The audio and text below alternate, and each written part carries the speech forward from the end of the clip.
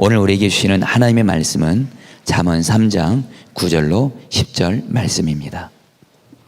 내 재물과 내 소산물의 처음 익은 열매로 여호와를 공경하라. 그리하면 내 창고가 가득히 차고 내 포도즙 틀에 새 포도즙이 넘치리라. 이 맥주감사주일은 하나님께서 반드시 지키라고 주신 절기입니다. 이스라엘 백성들이 가나안 땅에 들어가기 전에 무려 40년 전에 하나님은 이미 가나안 땅에 들어가서 농사짓고 첫 수확을 거두게 되면 반드시 첫 열매는 하나님께 바치라는 말씀을 그때 이미 주셨습니다. 레위기 23장 10절부터 보면 너희 곡물의 첫 이삭 한 단을 제사장에게로 가져갈 것이요 14절에 너희 하나님께 예물을 가져오는 그날까지 떡이든지 볶은 곡식이든지 생 이삭이든지 먹지 말지니 21절에 이는 너희가 그 거하는 각처에서 대대로 지킬 영원한 규례니라. 하나님이 반드시 예물을 준비해서 오라고까지 하셨습니다. 출애굽기 23장 15절에 빈손으로 내 앞에 나오지 말지니라. 하나님이 이렇게까지 말씀하시고, 그리고 그날은 종들과 나그네들까지 이방인들까지 다 함께 큰 잔치를 벌이라고 말씀하신 이유는 반드시 지켜야 한다는 겁니다. 첫 열매를 하나님께 드리는 일은 형편에 따라 드려도 되고 안 드려도 되는 게 아니라는 겁니다. 믿음이 좋고 나쁘고를 떠나서, 나이가 많고 적은 것도 떠나서 형편이 어려우나 쉬우나 반드시 지켜야 한다, 그런 뜻으로 절기를 만드신 겁니다. 여러분, 안식일 하나님이 주신 절기인데요, 이 안식일은 근본적으로 하나님보다는 우리 자신을 위해 주신 절기입니다. 7일에 하루는 온전히 쉬라는 거죠. 그런데 그 안식일을 지키는 일을 절기로 만드시고 대단히 엄격하게 말씀하셨습니다. 출애굽기 31장 14절에 보면 그날을 더럽히는 자는 모두 죽일지며 그날에 일하는 자는 모두 그 백성 중에서 그 생명이 끊어지리라. 좀 너무 심하지 않나 싶은 생각이 들 정도로 안식을 지키지 않으면 아예 죽이라고까지 말씀하실 정도로 엄하게 말씀하셨습니다. 이스라엘 백성들을 위해 주시는 계명인데 이렇게까지 할 이유가 있습니까? 실제로 7일의 하루를 쉬는 일이 우리 본성에 쉽지 않은 일입니다. 자, 하루를 더 일하면 그만큼 수입이 더 많다고 생각이 들 때 하루를 쉰다는 일은 우리의 욕심에도 거스르는 일이죠. 그날 먹어서 그날 살아야 되는 사람에게 하루를 쉬라고 하는 이야기는 믿음의 문제가 되기도 하지요. 하나님의 말씀을 잘 배우지 못한 사람은 또 몰라서 지킬 수도 없는 일이기도 하지요. 그래서 하나님이 절기를 만드셨어요. 그래서 모든 민족, 온 나라가 다 쉽니다. 그러니 안 쉴 수가 없는 거죠. 이렇게 수천 년을 안식일을 지키게 하셨습니다. 그렇게 살았던 지금 이스라엘 백성들이 어떤 나라를 이루고 살아가고 있는지 주목해 볼 필요가 있죠. 하나님께서 우리에게 이렇게 절기로 지키게 하신 것은 그게 너무 중요하다는 뜻입니다. 그것을 지키는 자는 복이 있겠지만 지키지 못하는 자에게는 화가 있을 것이기 때문에 하나님이 그렇게 하신 겁니다. 여러분, 어떤 사람에게 참 잘해 주었는데 그 사람이 감사를 모른다면 여러분은 그 사람과 상종하기 싫을 겁니다. 사랑과의 관계도 이렇다면 복의 근원이 되시는 하나님께 은혜를 받았는데 감사할 줄 모르면 그 사람에게 그것이 화가 되지 않겠습니까? 가만 생각해 보면 우리는 정말 상상이 안 될 정도로 감격스러운 그런 은혜를 받고 삽니다. 아침에 일어나서 팔다리가 움직이고 걸을 수 있다는 것만 가지고도 어떤 사람에게는 정말 눈물이 쏟아질 정도로 감사할 제목입니다. 이렇게 신앙의 자유가 있어서 우리가 언제든지 교회에 와서 예배 드릴 수 있다는 것 자체도, 이것도 어떤 사람에게는 정말 믿어지지 않을 정도의 은혜입니다. 예수를 믿고 이렇게 구원받았다는 일, 음식을 내가 이렇게 자연스럽게 먹을 수 있다는 일, 눈 하나 제대로 깜빡거릴 수 있다는 것, 이루 말할 수 없이 하나님의 은혜가 우리에게 큽니다. 그런데도 감사하지 못하고 살잖아요. 그 놀라우신 은혜를 우리가 하나님께 감사하지 못하고 살잖아요. 그게 우리 자신입니다. 그래서 하나님께서 감사절을 주신 거예요. 감사절을 지켜야 되니까 감사 제목을 생각해 보는 거죠. 아, 내게 무슨 감사 제목이 있을까? 그래서 깨달아지는 거예요. 하나님, 나에게 이런 은혜를 주셨구나. 그래서 감사하게 되니까 그에게 복이 되는 것입니다. 하나님께서 첫 열매를 드리는 일에 대해서 깨닫지 못하고 있는 사람도 반드시 지키라고 하셨어요. 대부분 사람들은 첫 열매 감사에 대해서 잘 모릅니다. 그러나 교회가 맥주 감사 주의를 지키니까 아, 첫 열매로 하나님께 감사드려야 되는 건가 보다. 하나님은 거기에다가 복을 주시겠다고 약속까지 하셨습니다. 잠언 3장 9절 10절 오늘 본문 말씀에 내 재물과 내 소산물의 처음 익은 열매로 여호와를 공경하라. 그리하면 내 창고가 가득히 차고 내 포도즙 틀에 새 포도즙이 넘치리라 하셨습니다. 종수라고 하는 이름의 학생이 아주 어려운 가정 형편에서 참 신실하게 공부를 잘했습니다. 그래서 서울대 의과대학에 합격을 했습니다. 열심히 또 공부해서 의사고시에 합격을 했습니다. 그리고 서울대학병원 이제 인턴으로 의사 생활을 시작을 했는데 첫 월급을 받았습니다.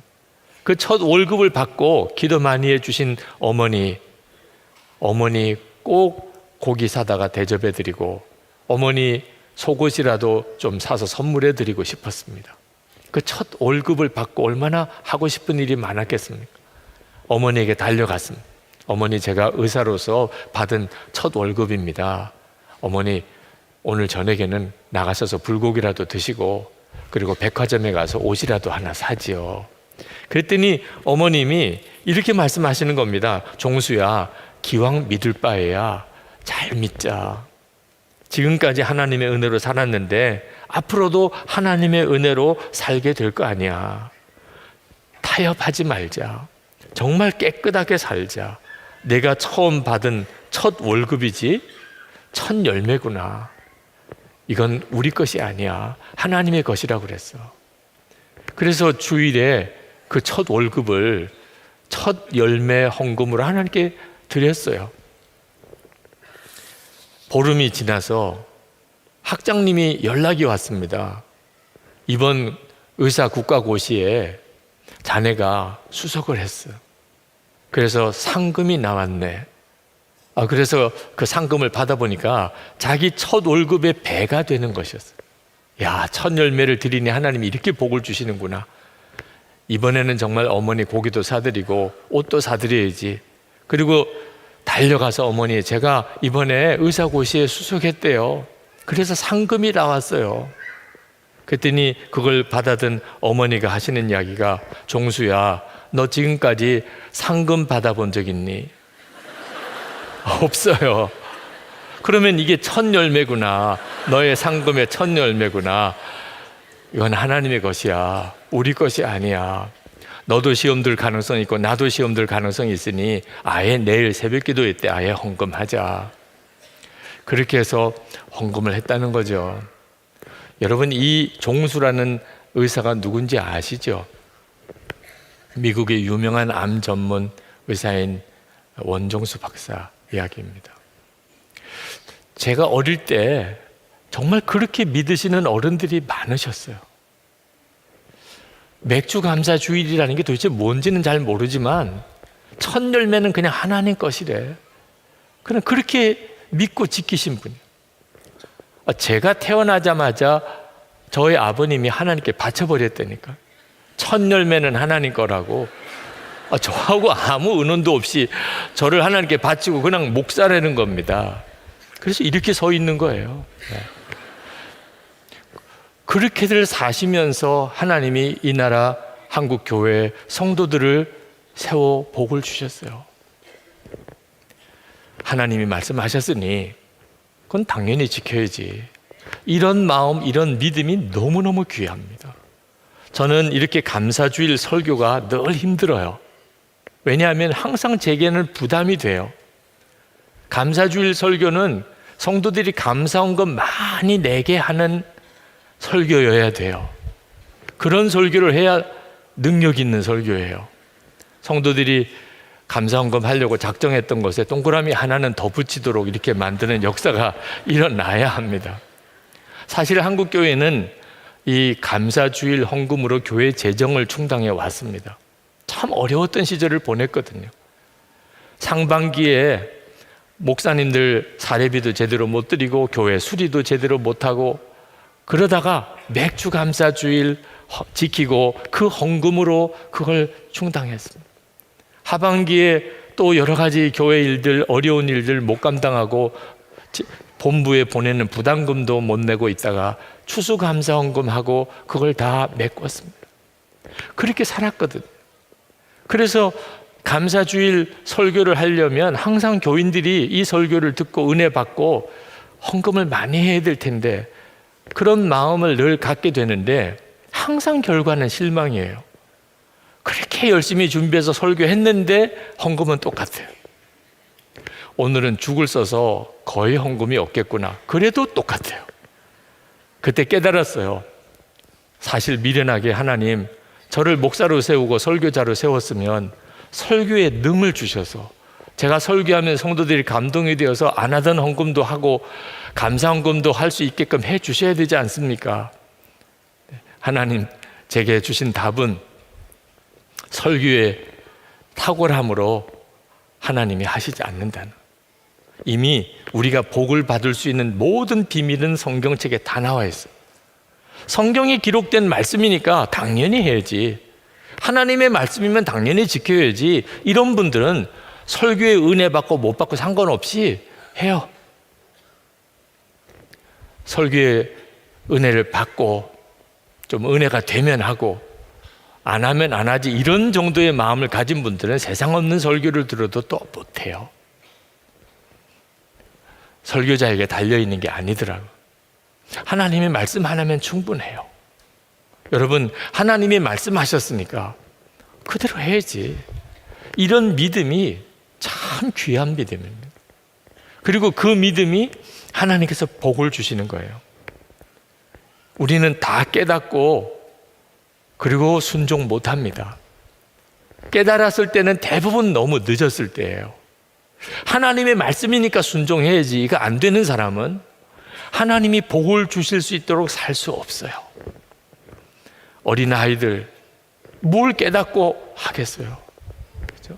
이제 처음 예수 믿는 사람 뭘 도대체 다 깨닫고 할 수 있겠어요?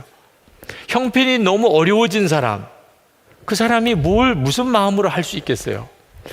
이것은 하나님이 정하신 절기니 마땅히 해야지, 그런 마음으로 하게 되면 비로소 감사의 문이 열리고, 그리고 하나님께서 그 사람에게 약속하신 복을, 주시고 싶으신 복을 주시는 거예요. 서양 속담에 가장 풀기 어려운 수학 문제는 하나님이 우리에게 주신 복을 세어보는 것이다, 그런 격언이 있습니다.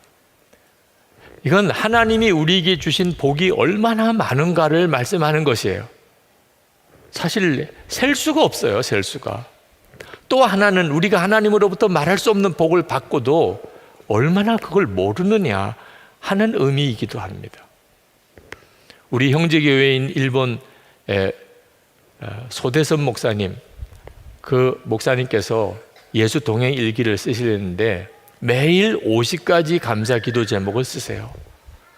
그 목사님의 일기를 볼 때마다 감탄이 돼요.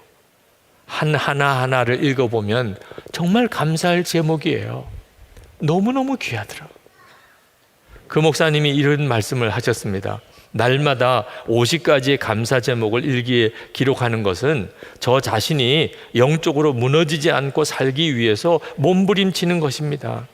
부족해도 나약해도 누가 알아주지 않아도 매일 모든 순간을 감사로 고백하고 그것을 기록하면서 상황과 시련과 유혹에 무너지지 않고 주님을 바라보게 됩니다.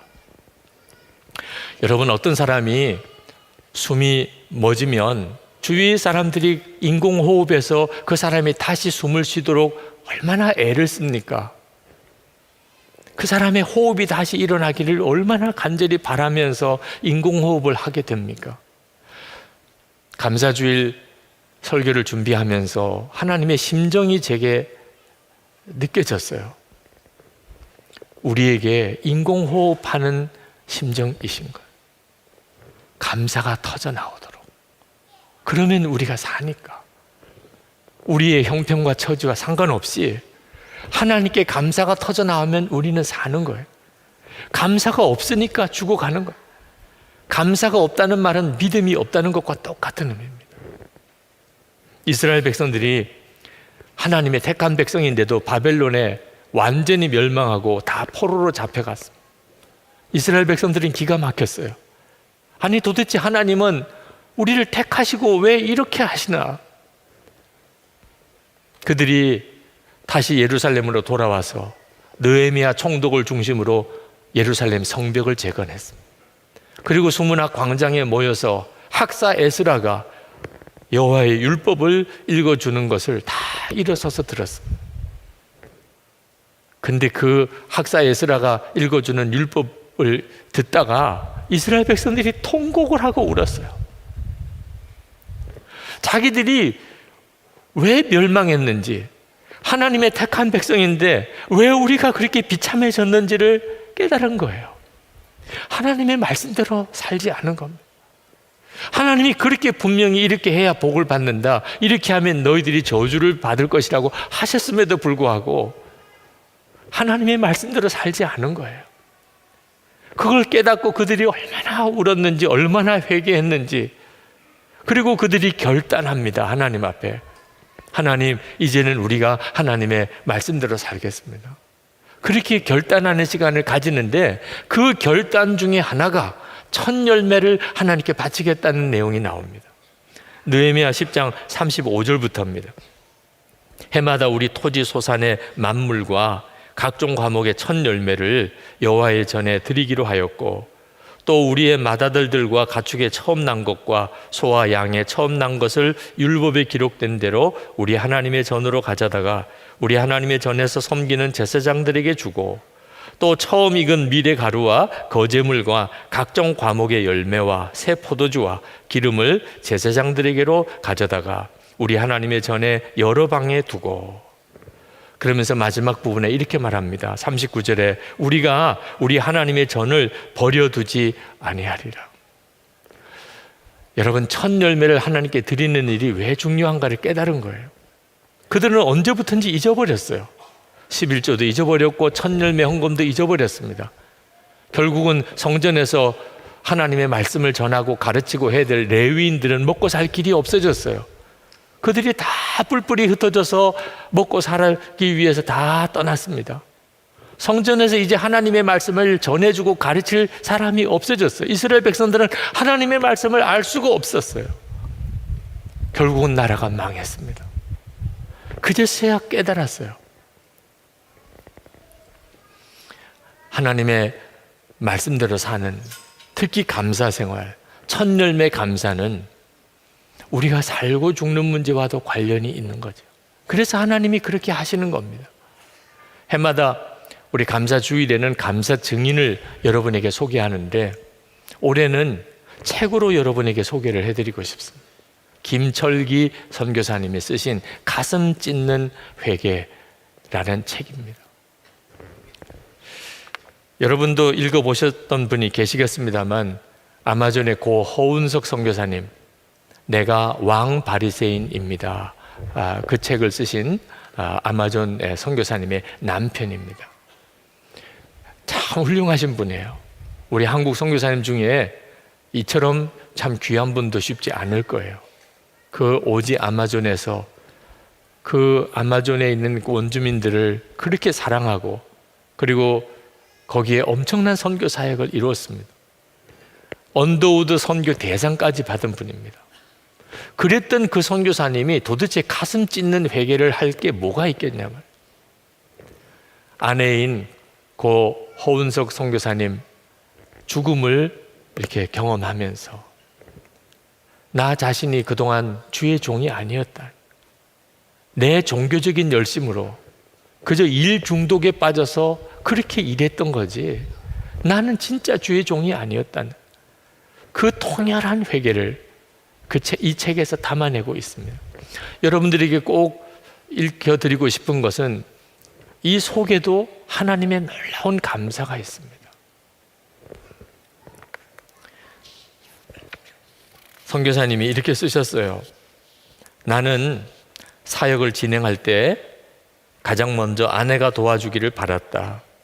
그것도 아주 흡족하게 잘해주기를 바랐다. 나도 선교사지만 너도 선교사다. 마땅히 너도 이만큼 해주어야 하지 않겠느냐 하는 마음이 있었던 것이다. 뿐만 아니라 주변의 사역자들에게 내가 원하는 만큼 일해주기를 강요했다. 모두 나로 인하여 힘들어했다. 나는 왜 그랬을까? 종교적 야망이었다. 나는 생명의 주님을 버리고 내 거룩한 야망을 따랐다. 그것이 야망일 뿐임을 알아차린 것은 아내가 내 곁을 떠난 뒤였다. 나는 가장 가까이 있는 아내도 사랑하지 않으면서 인디오 형제들을 위하여 목숨을 바치겠다고 맹세했다. 나는 희대의 사기꾼이었다. 위선자 중에 위선자였다. 그렇게 마귀에게 속아서 수십 년을 살아왔음을 알았을 때는 이미 돌이킬 수 없는 강을 건넌 뒤였다. 나는 58세에 호라비가 되어 있었다. 사랑하는 아내가 먼저 세상 떠나고 나서야 자기가 주님과 동행하면서 주님과 온전히 연합된 가운데 주의 종으로 살겠던 게 아니고 내가 하고 싶은 일, 내 마음의 열정으로 그렇게 했었음을 깨달았다는 거예요. 다 그 책 내용을 소개할 수 없지만 제 마음에 이렇게 탁 와닿는 몇 구절이 있었어요. 그 아내가 암이 재발된 뒤에 선교사님은 한국과 그리고 아마존 사이를 정말 정신없이 오고 가면서 아내를 간병하고 아마존에 있는 사역도 했었다는 거예요. 한국에 있으면 아마존이 걱정이 되고 아마존에 가 있으면 한국에 있는 아내가 또 걱정이 되고 허둥지둥 되면서 지냈다는 겁니다. 그런데 돌아보니까 아내가 암이 재발되어서 병원에서 돌보아 줘야 할 바로 그 시간에 하나님께서 선교사님에게 아내와 함께 할 수 있는 정말 사랑을 서로 나누고 그리고 감사를 서로 표현할 수 있는 너무나 소중한 기회였다는 거예요. 그런데 그 소중한 기회를 허둥지둥 하다가 다 허사로 버렸다는 거예요.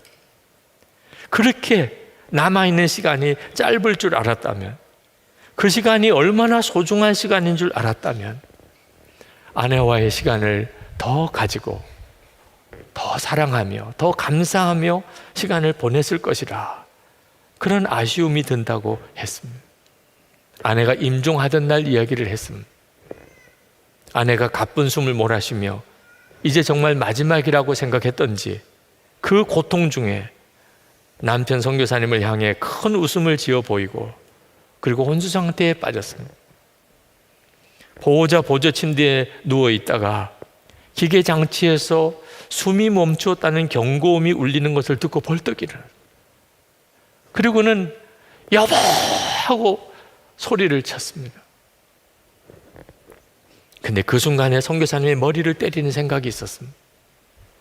아내가 살아있을 때 이처럼 간절하게 사랑으로 내 아내를 불러본 적이 있었던가. 충격이었다. 나는 아내를 진정으로 사랑한 적이 없구나. 단지 내 필요를 위해 아내를 이용했을 뿐이구나. 나를 위한 사랑만 했구나. 나의 위선이 적나라하게 까발려졌다. 김철기 선교사님의 책을 읽어 내려가면서 제 아내 생각이 났습니다. 저도 얼마나 많은 순간에 아내에게 제대로 감사하지 못했나. 언제까지나 시간이 있을 거라고만 생각하고 정말 감사할 시간, 진정으로 사랑을 표현할 시간을 갖지 못했던 건가. 깊이 깨달아지고 회개가 되더라고요.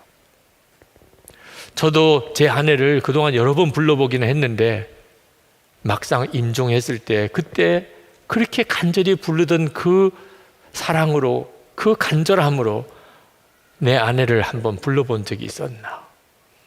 그것도 너무 부끄럽더라고요. 그런데 그때 하나님 생각이 나더라고요. 제가 하나님으로부터 받은 은혜가 얼마나 큰데 하나님께 제대로 한번 감사하다는 시간을 제대로 가져보았나. 하나님이 제게 베풀어 주신 은혜에 대해서 내가 제대로 한번 하나님께 응답을 해봤나.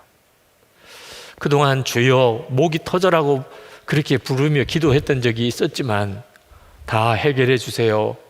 주님 응답해 주세요. 그랬던 문제였지. 주님을 향한 그렇게 뜨거운 사랑으로, 감사함으로 그렇게 나는 외쳐보았나.